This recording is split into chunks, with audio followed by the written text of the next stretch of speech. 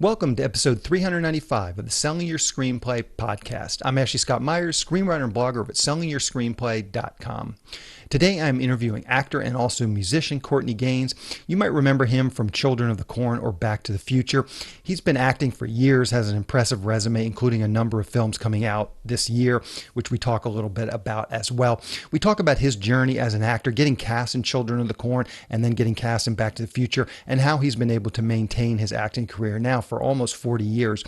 So this episode is going to be my crossover episode. It's an episode I recorded for my actor podcast, The Right Cast, and I just started that one maybe a month ago. So it's more actor centric than normal, but I thought this would still be interesting to screenwriters as well. So I brought this interview over here. If you do like this interview or just want to hear more of me interviewing folks, do check out therightcast.com. Anyway, that's going to be our interview today. So stay tuned for that interview. If you find this episode valuable, please help me out by giving me a review in iTunes or leaving a comment on YouTube or retweeting the podcast on Twitter or liking or sharing it on Facebook. These social media shares really do help spread word about the podcast, so they're very much appreciated. Any websites or links that I mention in the podcast can be found on my blog in the show notes. I also publish a transcript with every episode in case you'd rather read the show or look at something later on. You can find all the podcast show notes at www.sellingyourscreenplay.com/podcast, and then just look for episode number 395. If you want my free guide, How to Sell a Screenplay in 5 Weeks, you pick that up by going to sellingyourscreenplay.com/guide. It's completely free. You just put in your email address and I'll send you a new lesson once per week for 5 weeks, along with a bunch of bonus lessons. I teach the whole process of how to sell your screenplay in that guide. I'll teach you how to write a professional logline and query letter and how to find agents, managers, and producers who are looking for material. Really is everything you need to know to sell your screenplay. Just go to sellingyourscreenplay.com/guide. So now let's get into the main segment. Again, I'm interviewing actor and also musician Courtney Gaines. Here is the interview. Welcome, Courtney, to the podcast. I really appreciate you coming on the show with me today. Yeah, nice to be here. How you doing? So to start out, maybe you can tell us a little bit about your background. Where did you grow up and how did you get your first break being cast in Children of the Corn? Maybe just sort of take us up through that period of your life and get us to the point where you were cast in Children of the Corn. Sure. So I was born in Los Angeles, not, in the, Beverly Hills area. Mm-hmm. Born, technically on the wrong side of the tracks near Dodger Stadium, which probably doesn't mean a lot to people, but down by the LA River. Gotcha. I got the bug for acting when I was 10. I was in this after school program with all the tough kids and from the broken homes. The parents had to work 2 jobs. And this lady was a teacher named Miss Gardner, who was by far the toughest bird of them all, which we respected her because of that, got us to do theater. Huh. And just to give an example of how crazy that was, she had us do one play in drag where she got the toughest guy in school to play the lead. Wow. How about that? And this was like the 70s. This was out of the box. But we all jumped in once he got in because we'd say like, "Oh, you think it was funny? We were interested. Let me go tell Frankie he thinks that's funny." And they'd be like, "No, please, let me the guy." So, but the first play we did was Snow White and the Seven Dwarfs, and I was originally a dwarf, and then I was cast as the prince because I didn't want to do it, and I didn't want to do it because I didn't want to have to kiss the girl. I was like 10 years old. She's like, basically like, "You're going to do it," and so I did. And getting out on those boards, I can't explain it. It was like something familiar, something felt like home, and then, when Kiss the Girl, she Snow White comes alive, and the crowd applauds, I was hooked. So I started really bugging my parents at that point. My mother, though, had been in the USO at a very young age and was like kind of reluctant for me to be a child actor. And in hindsight, that was probably a blessing. But I did keep bugging her. And at 13, she finally put me in a workshop, a class. And I hated the class. It was like tights and tap dancing. You understand, I'm a kid from, a hood rat, basically. Like, this is not what I was talking about. And so I was about to quit. And I picked up about 3 classes. I was like, I don't fit in here. This is not what I meant. And this guy stopped my mom and I on the street after the class. And he said, "Hi, my name's Virgil Fry. I'm an actor, but I'm also an acting coach. And I think your son has a great look. How does he like this class?" And I was like, "I don't know about this guy." He said, "My son's on this audition next door." And he kept talking to us. And then his son came out. And I immediately recognized his son. His name's Sean Fry. And in the 70s, he was a working kid actor. He was in the original film with Dick and Jane. I saw him in Movies of the Week with Elizabeth Montgomery, and I thought to myself, well, if his son's working, and he must know what he's doing. And so I started studying with him at 13, and it was a real class, like a real gritty class, method acting, stuff I could really dig into that I liked. And it was really also really unique about the class was that it wasn't a kid class. It was kids and adults mixed. And for me, that was way, way better. Number one, I got along with adults sometimes better than I got along with my peer group. But when you work with all just kids, which I've trained a lot of young actors too, there's a sort of a cutesiness and BS that goes on where when you're working with adults, that doesn't happen. The kids bring the imagination, the adults bring the experience. But you also can pair them, in improvs and things. Because what do kids deal with the most when they're growing up? Their parents. They're dealing with authority figures, right? So it's a great place to create conflict as well. So that was a great class. And then Virgil Fry eventually became my manager. But first, he just really helped me get into business, finding agents and everything, and training me. And everybody kept saying when I turned 18, I was going to blow up because the emancipation laws back then where you had to be 18 to work a full day. So the idea was to be 18 and look 15. And so I was looking 15, and I had 5 years training under my belt. And as soon as I turned 18, I just didn't stop working for like 6 years. And the first big break was Children of the Corn. The story there is that when I went into the audition, the guy who was the reader, who went on to become a very successful casting director, Jeff Goldberg, tells the story. I pulled a knife on him, a fake knife, but he didn't know that. Which is not something I recommend anybody does, but he always tells people not to do. But I was young and hungry, and it helped leave an impression. And it helped me get me the job. Yeah, I'm sure it did. So let's just talk about child acting just for a second. I'd love to get your perspective on this.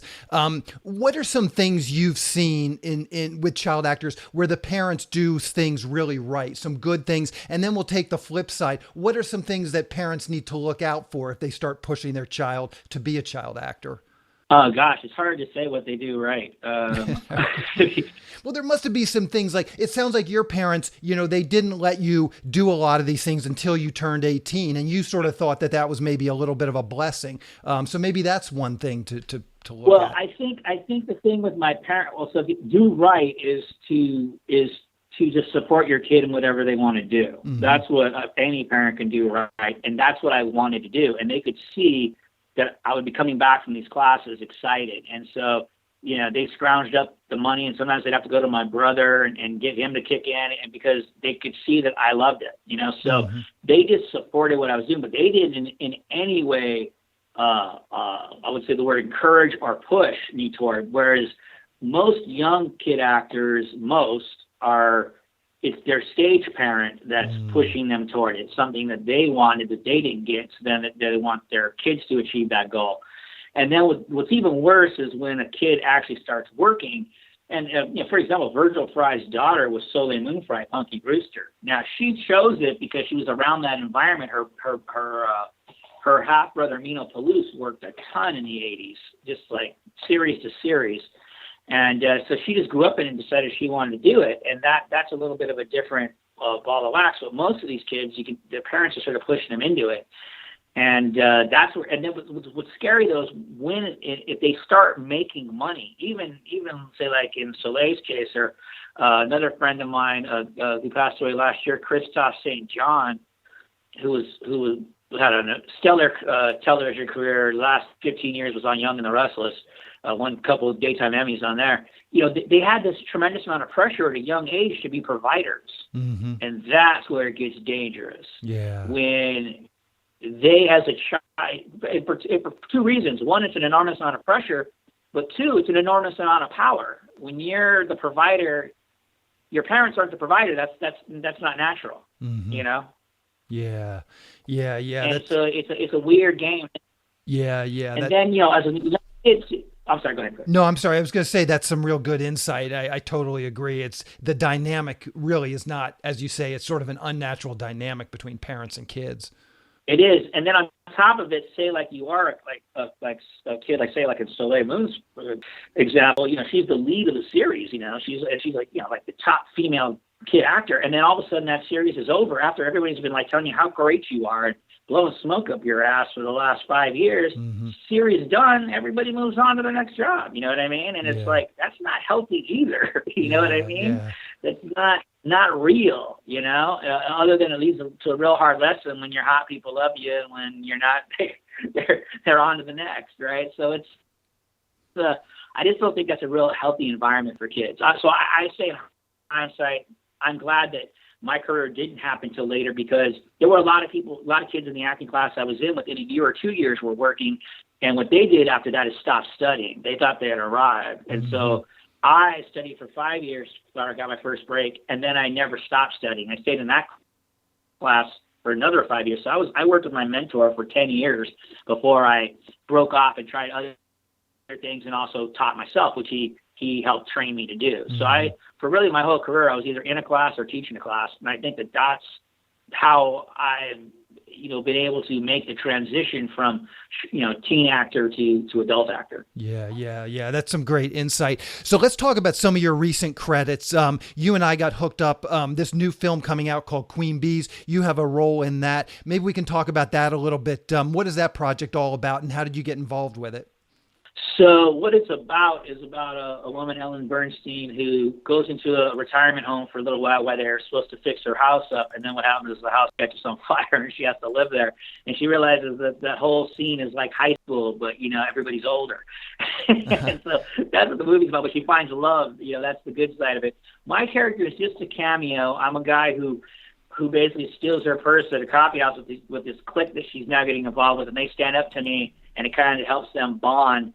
But for me, I got into it because Michael Lembeck, the director, I study in a workshop that his sister Helene Lembeck teaches. It's called the Harvey Lembeck Comedy Workshop, which of course is their father, who had a very prolific career in the 50s and 60s and 70s and trained a lot of amazing people in that class. It was a comedy class. And when I heard about the project, I approached Michael. He also teaches there part-time when he's not directing. And he said, I basically was like, here's a part. It's not big, but here, but I was like, I can work with Ellen Bernstein, Anna Margaret, Loretta Devine, and Jane Curtin. I'm like, I'm in. Yep. So it was just great to get to work with those iconic actresses for the day. I had a really good time. Yeah, for sure. And I'm curious, what is it? It sounds like this is sort of a previous relationship, but what is it just sort of in general, and maybe you can be specific with this project, that kind of gets you fired up with the script? Obviously, this thing already had cast and that sort of attached, but are there some things that you could pick out from the script that you noticed and you liked?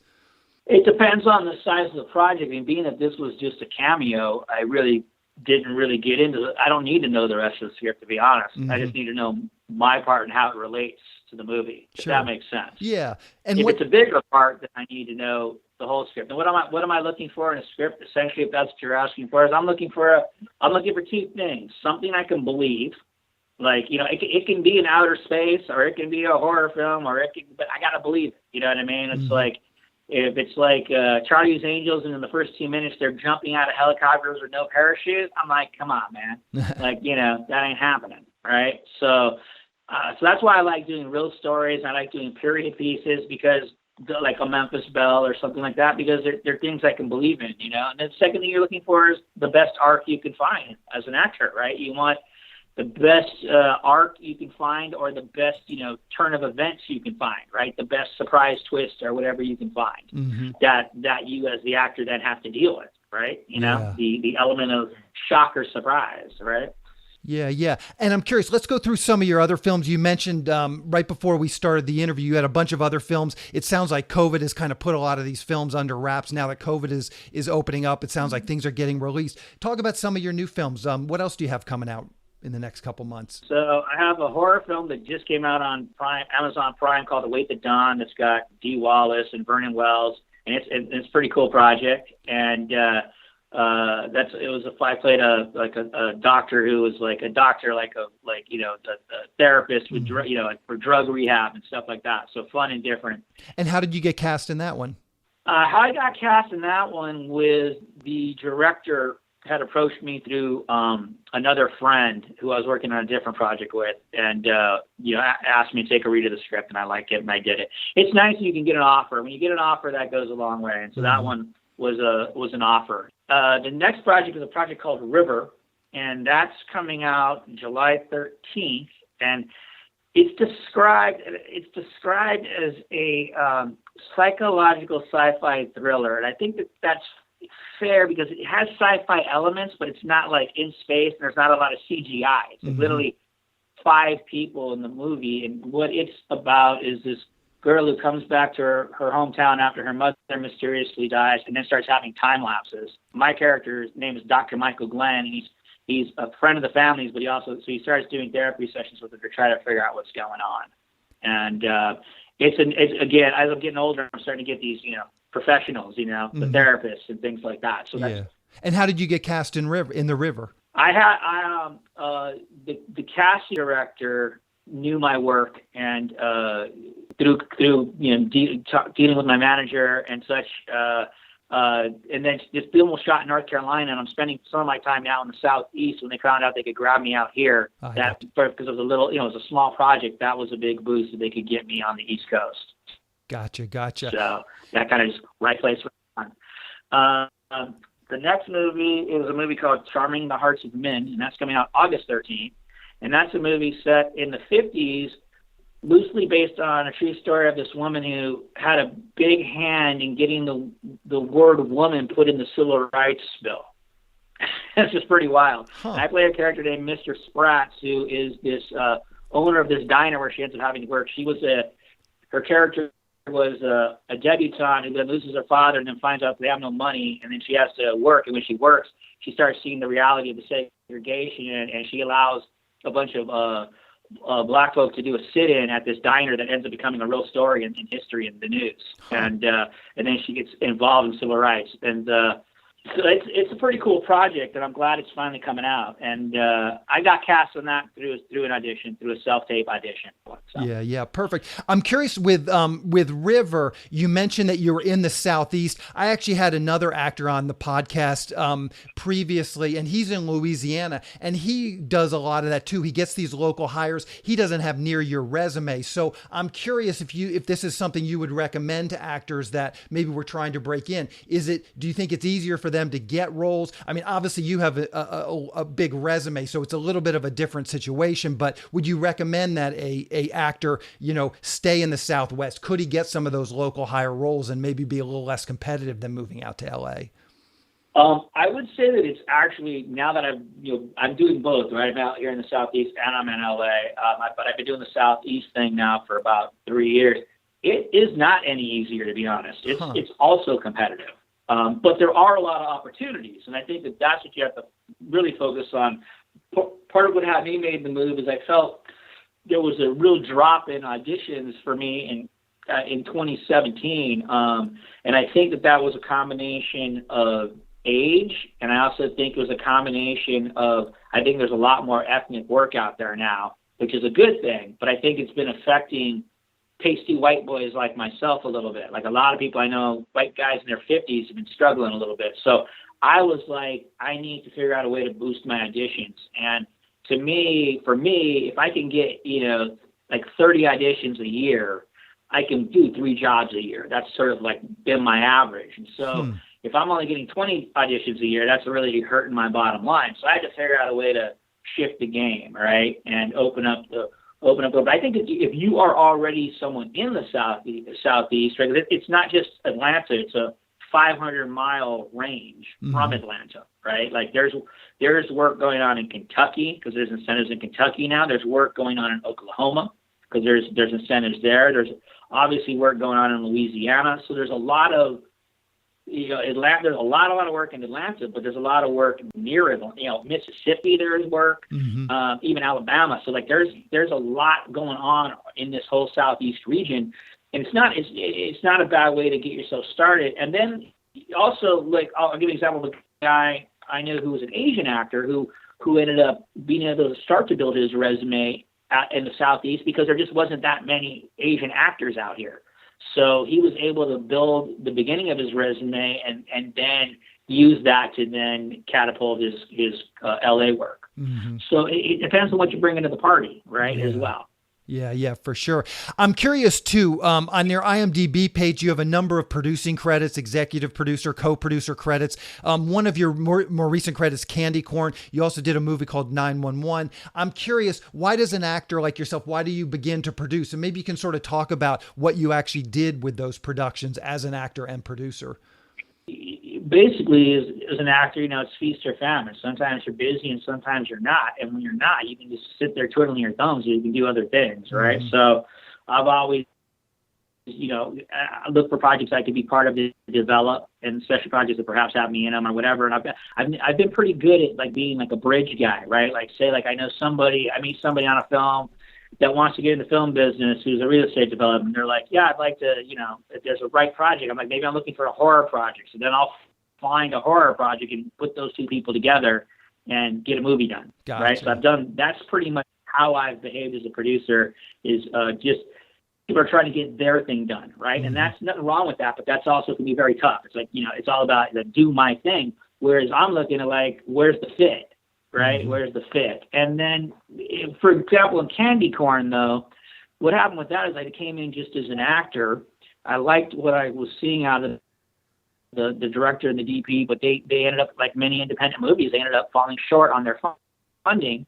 I felt it was a project worth doing, so I helped find a little bit of bridge money where we shot some more footage, and then that ended up being enough for them to secure the rest of their financing. Gotcha. But we shot some of it in LA, so I obviously that's my territory. This guy's from Ohio, so I took over handling production in LA because I could bring the team together there and get the good deals on trailers and this and that.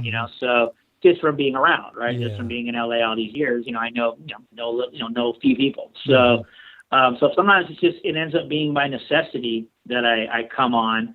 And 9/11, actually, that story is a bit of a rough story. I got approached by somebody from years and years ago who had this really good script, and I brought it to this guy, Martin Gigi, who's a producer-director, who I'd worked with before on a project called Benny Bussman Disciples of Greatness, so I also was a producer on it. He put that whole thing together.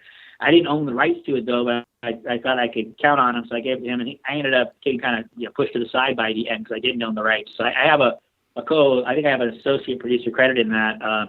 I didn't have a lot of sway in that, Gotcha. Like they ended up doing a lot of rewrites and stuff that I wasn't still, but I did get a credit. I did get, a little bit of a buyout, and, that happens sometimes. And, that's the hard thing I've learned about producing is, who owns the script, who owns the property has the say.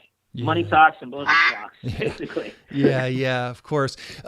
So I'm curious at this stage of your career, like you just went through River and Awaiting Dawn, some of these different movies. It sounds like some of them, you mentioned this 30 auditions a year. You can generally get 3 gigs out of 30 auditions. How many of your actual gigs these days come through networking and personal relationships versus an agent or a manager? And then how many, auditions come that way as well? I'd just be curious to kind of hear sort of how you're actually landing these gigs a little bit. Yeah, no, it's a good question. It ebbs and flows, but if I had to pick a percentage, I'd probably say it's 65-60% of just going out auditioning, doing self-tapes and auditioning, and I'd say it's like 30-35% of offers. Gotcha. And it also depends on your team. Like my manager, Chris Rowe, he has a pretty good clientele, right? He has a couple big dogs like a Malcolm McDowell and like that, right? Where that guy, he just gets straight offers. Like he hasn't had to audition in like 40 years, right? He's Malcolm McDowell. But sometimes we get the trickle down theory. Like, or say they come after Malcolm McDowell and they find out how much Malcolm McDowell costs. And then he can go, well, for that money, I can get you a Courtney Gaines. Gotcha. And so sometimes it happens that way. So that's good to have a team that has some projects coming their way. Sometimes you can get some things that way, or relationships that he's formed over the years because he does have a number of working actors like a Bruce Davidson or people like that. And so it's a little bit of both. And then and I have an agent in Atlanta as well who's Phil's doing a great job at Stewart Talent, and they get there's a lot of auditions out here, but what I've found out here is Whereas in LA, I would say, I can average 1 out of 10, which is a very good rate, actually. But out here, it's not been that. You have to do a lot of auditions to get a job. And it's nothing personal. It seems to be the way it works. From people I've talked to, working actors, are like, you have to do like 30 auditions to get a job. So it's a lot of footwork. Yeah, for sure. So I always like to just wrap up these interviews by asking the guest if they've seen something recently that they thought was really great, maybe something that went a little under the radar, Netflix, Hulu, HBO. Is there anything recently you've watched that you thought maybe could use a little extra attention? Yeah, I don't know if maybe you'll be able to help me remember the name of it. The Baz Luhrmann miniseries a few years ago that I thought was it was a Amazon thing where it was about the burgeoning of rap in Brooklyn. Okay, I don't remember. What is the name of that thing? That is Yeah, we'll figure it out. No, Baz Luhrmann, Amazon show. Yeah, that's a good recommendation. I do sort of vaguely remember, but I didn't watch it. I cannot think of the name of it. It made the kid broke out. The kid that was the lead, he broke out after that. But I thought that, honestly, is the best thing I've seen in years. It was just so creative and so interesting how they put it together. But I mean, Baz Luhrmann's up there on the list of guys I want to work for sure. I just think he's really interesting how he uses music to tell stories. I can't believe I'm blanking on it right now, but I was really impressed with that miniseries. Yeah, for sure. I mean, it was really supposed to be more, but I think I heard that he eventually just sort of lost interest in it, and then they had to sort of can it. It was supposed to have a season 2, but season 1 was really, really good. Gotcha. And tell me a little bit about your music. It sounds like you have an album or a song coming out here recently. Yeah, so I got 2 things going on musically. So I have a solo project called Acoustic Gains Volume 1. And a song just came out today called Let It Ride, which is a very vintage acoustic blues vibe song. That's the 3rd single I've put out on that so far. Perfect. And that's been cool. Just really stripped down acoustic, kind of harkens back to like the 70s when, they used to have a lot of acoustic in the music they did. And the second project is I have a band called Ripple Street, and we put out 3 singles this year, and the last single we put out about a month ago was called Would You, and I would say it's like, to say it sounds Black Sabbath-esque would not be too far a reach, so much more heavy rock sound. So it's fun to have 2 projects where I can do stuff that's more personal and intimate and still do some stuff that's rocking hard. And you can find all this stuff on Spotify and Amazon and Deezer and even YouTube Music.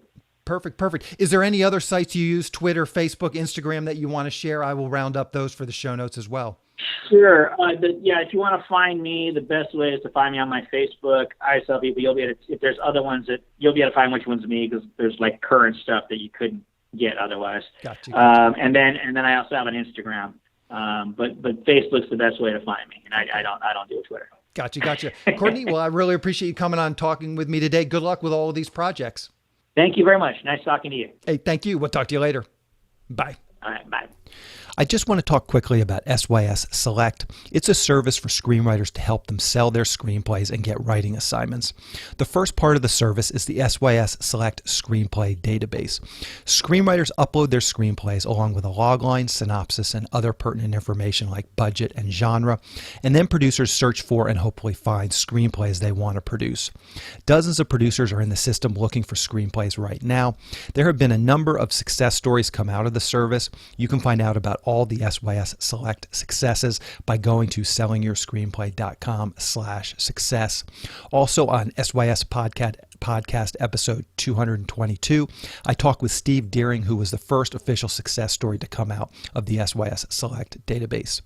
When you join SYS Select, you get access to the screenplay database along with all the other services that we're providing to SYS Select members. These services include the newsletter. This monthly newsletter goes out to a list of over 400 producers who are actively seeking writers and screenplays. Each SYS Select member can pitch one screenplay in this monthly newsletter. We also provide screenwriting leads. We have partnered with one of the premier paid screenwriting leads services, so I can syndicate their leads to SYS Select members. There are lots of great paid leads coming in each week from our partner. Recently, we've been getting 5 to 10 high-quality paid leads per week. These leads run the gamut. There's producers looking for a specific type of spec script to producers looking to hire a screenwriter to write up one of their ideas or properties. They're looking for shorts, features, TV, and web series pilots, all types of projects. If you sign up for SYS Select, you'll get these leads emailed directly to you several times per week. Also, you get access to the SYS Select forum, where we will help you with your logline and query letter and answer any screenwriting related questions that you might have. We also have a number of screenwriting classes that are recorded and available in the SYS Select forum. These are all the classes that I've done over the years, so you'll have access to those whenever you want once you join. The classes cover every part of writing your screenplay, from concept to outlining to the first act, second act, third act, as well as other topics like writing short films and pitching your projects in person. Once again, if this sounds like something you'd like to learn more about, please go to sellingyourscreenplayselect.com. Again, that is sellingyourscreenplayselect.com. On the next episode of the podcast, I'm going to be interviewing screenwriter Eric Parsons, who just wrote the new Scarlett Johansson film, Black Widow. We obviously talk a great deal about that film, but Eric is a writer who really rose up through the Marvel writing system. So we talk about that as well, how he got in there, how he was able to work on various projects within, again, this sort of Marvel universe. So keep an eye out for that episode next week. That's the show. Thank you for listening.